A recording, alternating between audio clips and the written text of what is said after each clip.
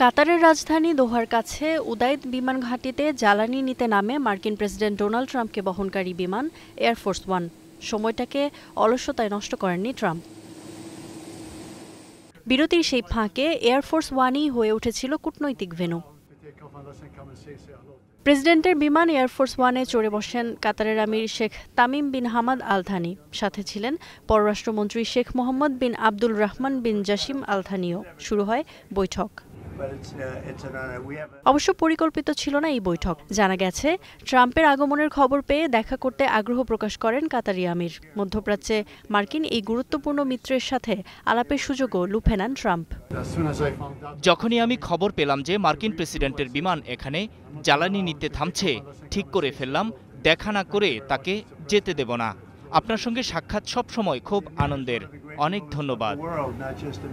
কাতারের আমিরের প্রশংসায় পঞ্চমুখ হয়ে ওঠেন ট্রাম্পও। আখ্যা দেন বিশ্বের সেরা শাসকদের একজন হিসেবে।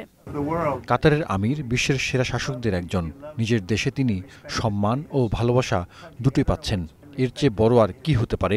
বিশ্বের খুব কম শাসকই এটা অর্জন করতে পারেন। বৈঠকে মার্কিন প্রেসিডেন্ট দাবি করেন তার চেষ্টায় মধ্যপ্রাচ্যে শান্তি ফিরেছে, যার অন্যতম সহযোগী কাতার। আমরা মধ্যপ্রাচ্যে শান্তি ফিরিয়ে এনেছি। এই প্রক্রিয়ায় কাতার অবশ্যই একটি বড় ফ্যাক্টর হিসেবে কাজ করেছে। মধ্যপ্রাচ্য এখন নিরাপদ। আপনারা এটিকে দীর্ঘদিন সেভাবে রাখবেন আশা করি। রোববার সকালে মালয়েশিয়া নামার আগে বিমান যাত্রায় আরও কিছু গুরুত্বপূর্ণ কাজ করেছেন মার্কিন প্রেসিডেন্ট।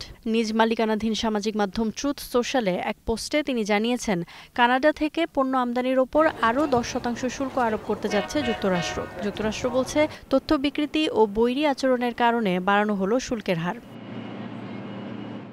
সম্প্রতি ট্রাম্পের শুল্কের সমালোচনা করে কানাডার অন্টারিও প্রদেশ সাবেক মার্কিন প্রেসিডেন্ট রোনাল্ড রিগানের কণ্ঠ ব্যবহার করে একটি বিজ্ঞাপন বানায়। ওই বিজ্ঞাপনে রিগান যুক্তরাষ্ট্রের শুল্ক আরোপের সিদ্ধান্তের সমালোচনা করেন। এর জেরে কানাডার সঙ্গে চলমান বাণিজ্য আলোচনাও স্থগিত করেন ট্রাম্প।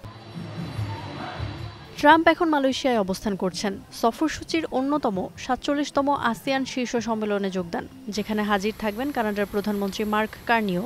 নতুন করে শুল্ক আরোপের পর তাদের সম্ভাব্য বৈঠক নিয়ে সৃষ্টি হয়েছে অনিশ্চয়তা। Iffat Khandaker, Star news.